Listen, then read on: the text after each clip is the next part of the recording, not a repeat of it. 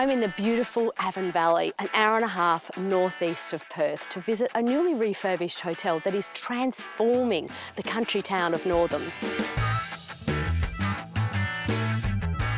When we came to Northam, we found this rather neglected old building, but we worked out pretty quickly it was a special place with a special story that had to be retold.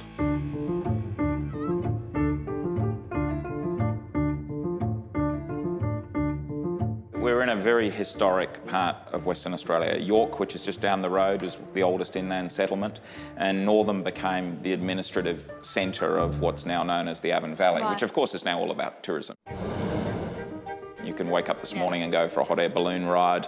There's whitewater river rafting and just fantastic, quite historic day drives and also many areas of natural beauty.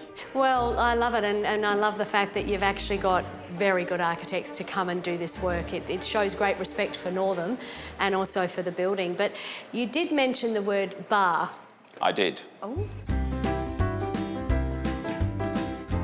It seems to me that every space has a different story.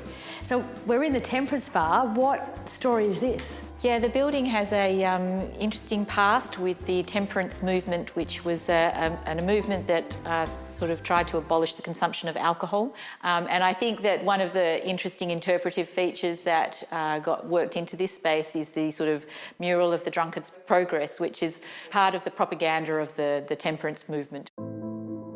There are 16 rooms and they are all slightly different. Wow, this is a pretty special room. Yeah, Look I think at that this. the feature of the room being that stained glass, which I think was part of 1920s part of the building, and this would have been a big double height space to the room below, which was, I think, originally a function room. Often when they did those renovations in the last century, they would have taken that out, sold it, flogged it or something. So it's so fantastic that it's still there. Yeah. And it ties in beautifully with the colours of the timber, but it's got a beautiful vibe, a wonderful feel, and it's just a beautiful hotel. I mean, you guys have done an amazing job, really. Credit to a great client like Nigel, who puts a lot of energy and passion and enthusiasm into, which you need to do something like this. Yeah. So do you think he's going to get one of the coasters of all the owners that are down in the Temperance Bar? I think he should. I think that should happen soon. The refurbishment of the historic Farmers Home Hotel here in Northam demonstrates that quiet, elegant and clever design can be warm and welcoming for visitors and locals alike. What better place to base yourself when you want to explore the beautiful Avon Valley?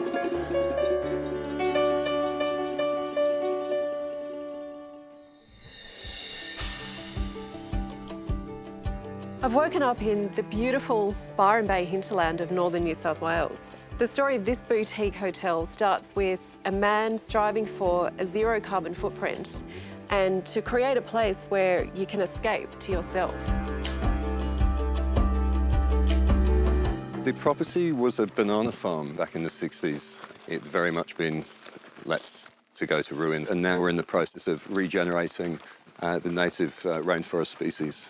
And then here we have the rooms, is that what you call them? We refer to them as pavilions. We think provides a sense of privacy. We repurposed and reused a lot of the timber in the new construction, which by actually repurposing and reusing the materials that we had on site, those materials have a zero carbon footprint. These are actually old railway sleepers, and the metal connections are all part of the railway tracks that we used to join them. The Rio mesh that was left over from the concrete slabs, we started to layer up as a texture. So nothing's gone to waste.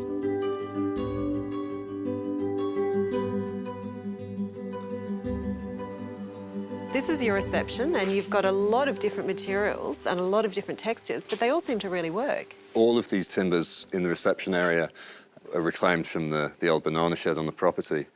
The rusty sheets are the old roof sheets, and this beam up here, I needed something just that size, and as luck would have it, that was about 30 mils bigger than I needed.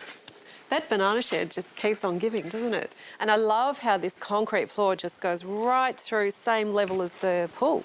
That's right. That was a bit of an engineering process, and it was always important to have the water level continuing through from the slab and then extending out into the view.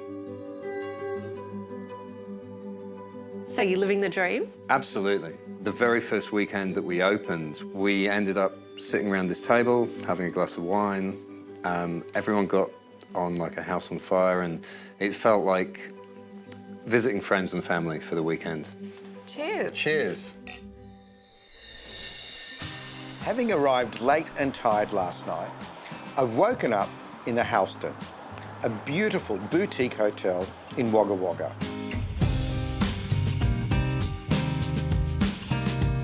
Wagga's always been motels. Nothing against motels. We just believed that Wagga needed something the next level up. We're providing a different style of accommodation to complement all of the other styles. Who is your clientele?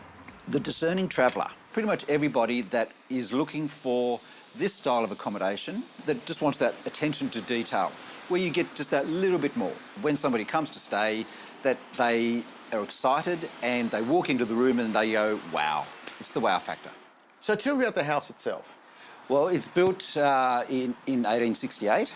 It was a private home for a gentleman by the name of George Jones. You can't get more Aussie than that, really. That's for sure. Following there, it became the Wagga Wagga Grammar School, became a private hospital. The squatters grabbed it for a number of years as well. And then the people that we bought the place off, they did it up, brought it back to its original state, and then we got hands of it. Gorgeous courtyard. We were lucky enough to inherit a Peter Fudge designed garden, which is fantastic. This was the main building where George lived. This section here was the staff quarters, and this section down here originally were stables. And now they're rooms. They are indeed. As an example of what we've done, let me show you a suite. What we have done is retained the original integrity, the ceilings, the fireplaces, the floorboards. Absolutely gorgeous. You just can't get floors like this anymore. This section out here was originally veranda. It was already enclosed, but what we did was kept all the doors, the windows, and we then created the bathrooms and the dividing walls between each of the suites. So this would have been the original window that looked outside to the balcony. That's right, exactly. So Mark, this is the Houston suite. This is where I stayed last night. It is. You're a very, very lucky man. Everybody wants to stay in here. Originally it was the ballroom. We put the bathroom in the middle in order to separate. So Mark, I could see that there is this comfortable charm about this place. That's what we wanted to try and do, was to make it luxurious yet welcoming. That you can just flop on the bed and just treat it like home. Given its many past lives, there's great courage in the latest design of this iconic 1800s building. It could have gone horribly wrong. Good design and attention to detail is not just a big city thing. How lovely is it to have a destination like the Houston in the middle of Wagga Wagga? Premier Mill Hotel in Katanning is a wonderful restoration, really respectful of the original building, but bringing in some modern context. This is where architecture and clever design have come together to convert an old flour mill into a hotel. I'm in the small country town of Katanning, a 3.5-hour drive southeast of Perth, to talk to the owner and the architect of the multi-award-winning Premier Mill Hotel. I gotta let you in on a secret. This project has been on my bucket list. I am super excited. Let's go take a look. What an amazing building.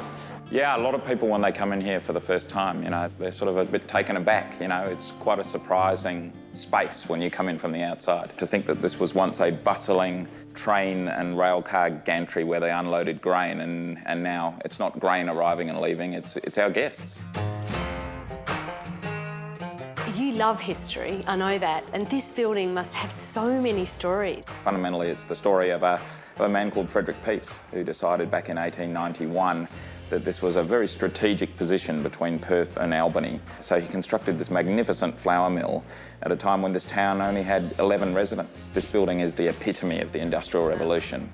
Every level was fully occupied by purifiers and dust extractors and all that sort of gear. It was a little daunting to try and imagine a hotel in a building which was, just something completely different.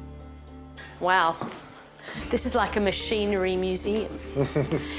Are all these pieces in place? Is this, what are they? No, well, this is a dust extractor. It's at the end of the purifying rooms. Part of the floor has been removed there, so you can sort of see the full extent of this piece of machinery. You can still see the floor structure. Yeah, but on the other side here is the original pattern drawing at exactly the same scale as the built thing.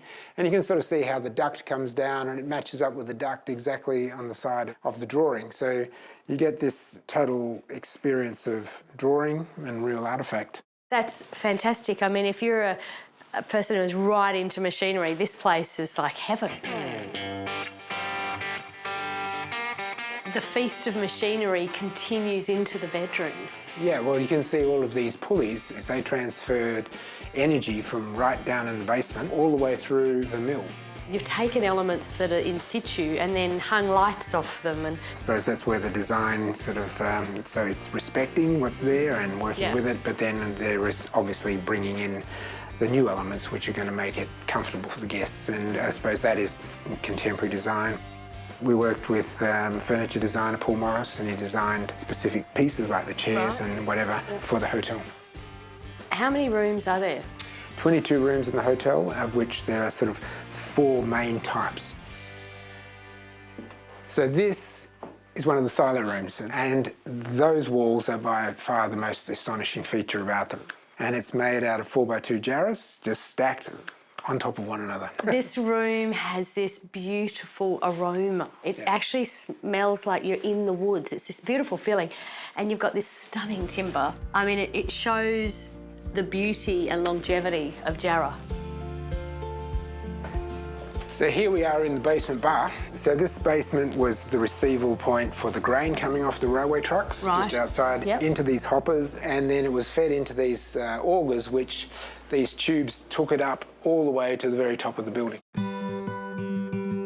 So how did you interpret the history into a bar within this space? The secret of was really to do as little as possible. We deliberately kept all of these posts here so that it made a compression. It sort of felt like there's more people in this bar than there really is. So even if you come in and there's no one here, there's it feels like, there's friends to talk the post. To. Premier Mill Hotel has quite literally taken my breath away. The architects have managed to ingeniously interweave the building's history into a design hotel that is both warm and welcoming. It's the perfect base for exploring the Great Southern.